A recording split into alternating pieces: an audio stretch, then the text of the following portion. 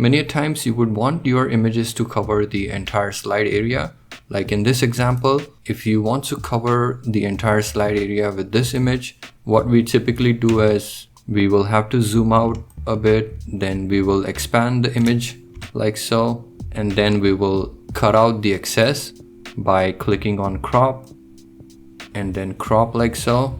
You can then reposition it depending on what part of the image you want to keep. Then you would click outside and it's fine, but it takes several steps. And if you have multiple images, this can really add up. I have a better solution for you, and it takes a simple script that you need to run. I will show you how the script works. You have two ways to run this. In my case, I have mapped my script to this button here, but you don't have to go through this. You can simply run the script, which is what I'll be covering. But let's see what happens when you run the script. And boom. In just one click, it has scaled this entire image to cover the slide area. Here is how to do it. First thing is you will need to enable this developer tab in your ribbon here. If you don't have it enabled, you will have to right click somewhere on this menu here. Then click on customize the ribbon. On the right hand side, locate developer. Just check this box, then click OK. And that should enable this menu here. The next step is optional, but it's always a good idea to take a backup of your file before you run any kind of script. So take a backup, it doesn't hurt. Step 3 is you will need to enable certain settings under macro security. So if you go to developer menu, you will find this option called macro security. Select this option called enable all macros and check this box for this option called trust access to the VBA project object model. We need these options enabled in order for our script to run. Once you run your script, you can go back to your original settings. Step 4, you will need to click on this option called Visual Basic under developer menu.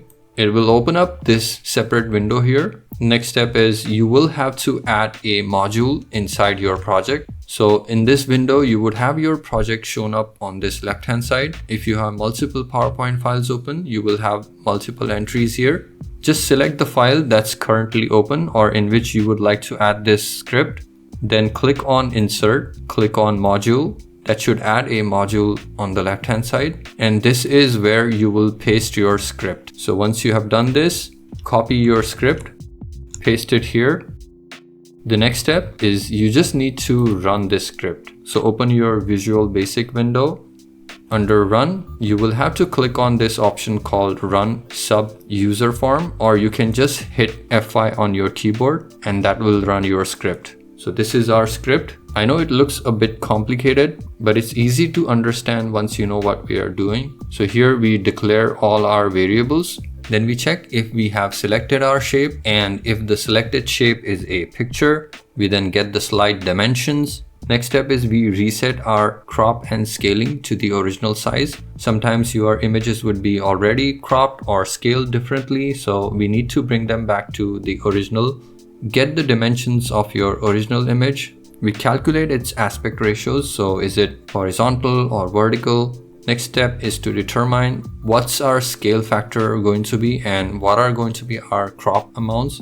So if your image is horizontal and it extends beyond your slide area, then of course we will need to crop our image from left and right hand side. If your image is vertical, you would eventually have to crop the image from top and bottom. This part of the script calculates that. Then we scale our shape, we apply the crops either from top and bottom equally or left and right equally. And this is the step when we scale our cropped image to cover the entire slide. Once all this is done, we set the position of our image to this 0, 0 coordinate. So it would be aligned properly with respect to the slide area. So let's do this. I have my image here. I'm going to click on developer menu, then click on Visual Basic. Let's find our code. This is our code. So select all, Control C to copy, then select your image, paste your code in this right side window here,